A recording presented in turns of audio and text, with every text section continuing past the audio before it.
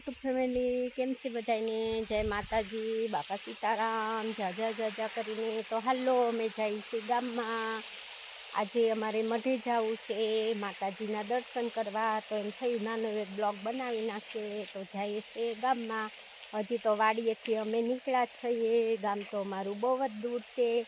તો એમ થયું નાનો એક બ્લોગ બનાવી નાખીએ. જો અમારા દાદાની વાડી છે, આંબા છે, પોપૈયા છે.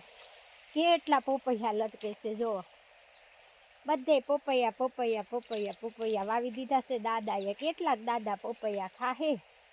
આ બધા પોપૈયા છે ને આંબા છે. હજી તો અમે વાડીએથી ઘર નીકળ્યા જ છીએ, શેઠેસ પગ્યા છે. તો એમ થયો નાનો એવો બ્લોગ બનાવી નાખીએ.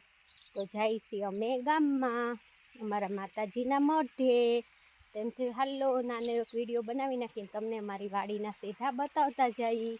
આ અમારો વાડીનો રસ્તો છે. જો ભૂરીઓ આગળ જાય છે બરણી લઈને. તો એમ થયું હાલો નાનો એવો વિડીયો બનાવી નાખીએ. અમારા દાદાએ ઘઉંનું વાવેતર કરી નાખ્યું છે. અમારે હજી બાકી છે ઘઉંનું વાવેતર. તો ધીમે ધીમે અમારું છે ને ગામ બહુ જ આઘું છે. તો અમે અત્યારે નીકળ્યા છીએ. દરરોજ આવતા હોય એને બહુ ન લાગે, પણ અમારે તો ઓછામાં ઓછી 1 કલાક તો વહી જ જાય ગામમાં પહોંચતા. તો અમે જઈએ છીએ હાલીને અમારા માતાજીના મઢે દર્શન કરવા. તો એમ થયું હાલો નાનો એક બ્લોગ બનાવી નાખીએ. તો આ છે અમારી વાડીનો રસ્તો. અમે ગામમાં જવાનો રસ્તો છે. અમે જઈએ છીએ ગામમાં અને પછી દર્શન કરી મઢે જાશું. આરતી સમયે દર્શન કરશું. પછી આવશે ખેડૂ લેવા, કેમ કે વળતા બહુ થઈ જાય અંધારું. એટલે અંધારામાં તો કાંઈ આવી શકીએ નહીં.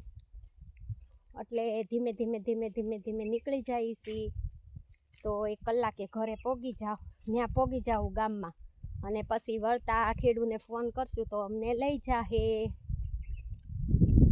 એમ થયું હાલો નાનો એવો બ્લોગ બનાવી નાખ્યો. અને અમારે આ બાજુ ઘઉંનું વાવેતર બધે થઈ ગયું છે.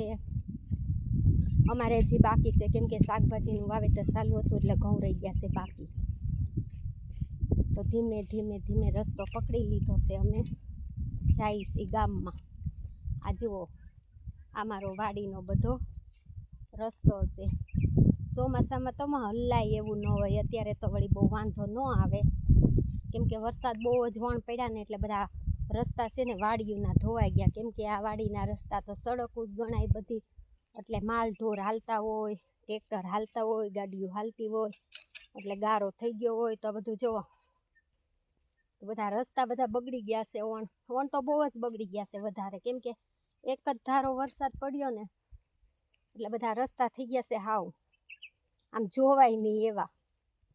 તો ધીમે ધીમે હાલ્યા જાય છે. વાગી ગયા છે 4, પહોંચશું ત્યાં 5 વાગી જશે ગામમાં. પછી જઈશું મઢે.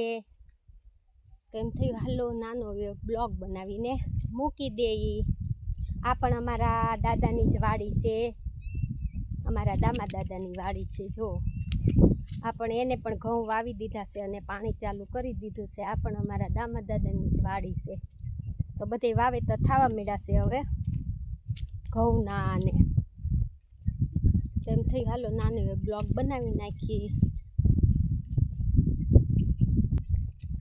તો ગામમાં જઈશી હાલતા હાલતા. તો અમે તો હજી તો અમારો વળાક પણ નથી વળ્યા. આટલું બધું ગામ દૂર છે, કેમ કે આવડો મોટો તો વિડીયો બને નહીં. તો એમ થયું હાલો નાનો એવો એક ઘરેથી નીકળાય એ વિડીયો બનાવી નાખ્યો છે. કેમ કે અમારું ગામ તો બહુ જ આઘું છે. અમારી વાડીથી 1 કલાક વહી જાય. પગીને ત્યાં 1 કલાક અમારે વહી જાય. એટલે કે એવડો મોટો તો વિડીયો બને નહીં. તો એમ થયું હાલો આપણે જઈએ છીએ ગામમાં. તો વાડીથી રસ્તા સુધીનો નાનો એવો વિડીયો બનાવી નાખીએ. તો હળવે ગામમાં અમે લોકો નીકળી ગયા છીએ. જો બધે વાડીઓમાં વાવેતર થઈ ગયું છે. આ છે અમારા ગામનો રસ્તો, વાડીએથી જવાનો ગામનો રસ્તો છે. તો એમ થયું હાલો નાનો એવો બ્લોગ તો બનાવી નાખી. ટાઈમ છે આજે તો જઈએ છીએ ગામમાં. તો બનાવી નાખ્યો છે એક બ્લોગ.